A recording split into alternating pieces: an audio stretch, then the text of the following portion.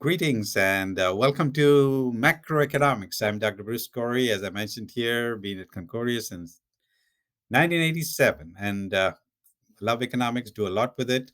Like I mentioned to you in the state fair, I created a platform for 15 small businesses to access the fair. Ordinarily, it would be too expensive for them to get in, but and it's also tough to get in. But I got a space, and I opened that space up for everyone around this concept called a cultural destination, where you enjoy culture.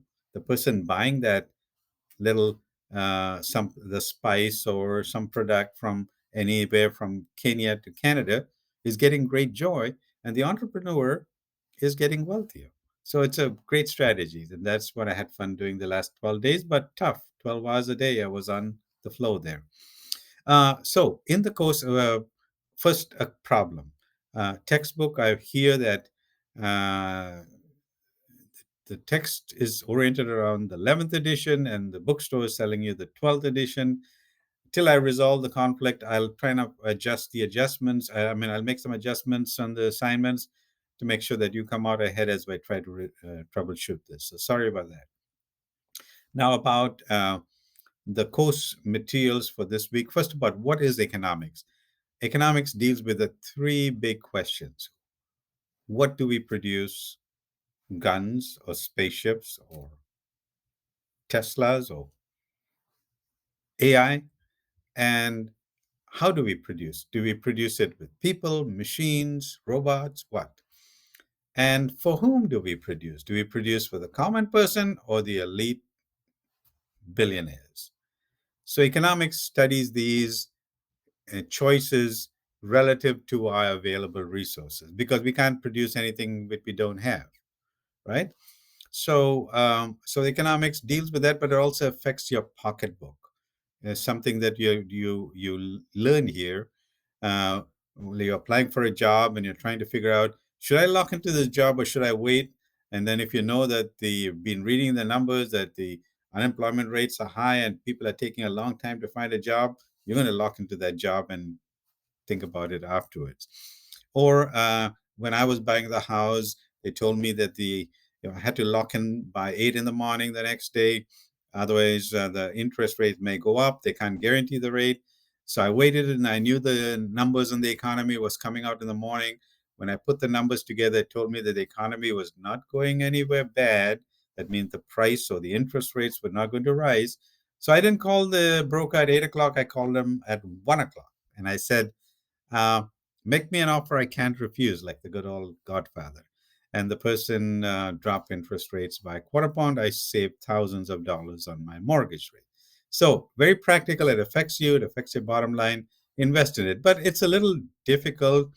You find these funny little graphs that economists drop, and these concepts that very difficult sometimes to absorb. Take it easy, break it down into small pieces. You might find a good video, and there are tons of videos explaining any concept in economics in an easy way, and try to understand it. Oh, ask me, and I'll be happy to hook on to a Zoom call with you and talk through what you need. You're my first priority, so um, I'll be happy to help you whenever I can, and to make sure that you're successful.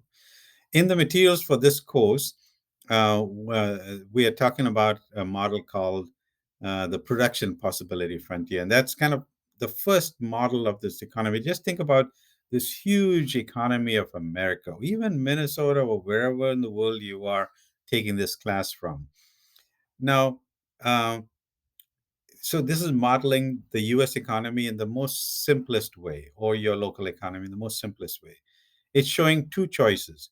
I can produce military equipment, or I can produce, say, computers. What do I produce? If I take all the resources I have, I can put it and I could get a limited number of guns, say 10 of them.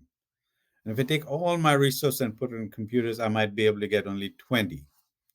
And if I join this line together on the graph, I get what is called the production possibility frontier. because it shows all the available choices of guns or butter and or guns and computers, or either one of them at the available resources. That's why it's called the production possibility frontier. So if you're inside that production possibility frontier, you're not using your resources well. And if you're outside, you can't get there. That's why Elon Musk is sending a rocket to Mars to get more resources to shift the production possibility frontier outwards.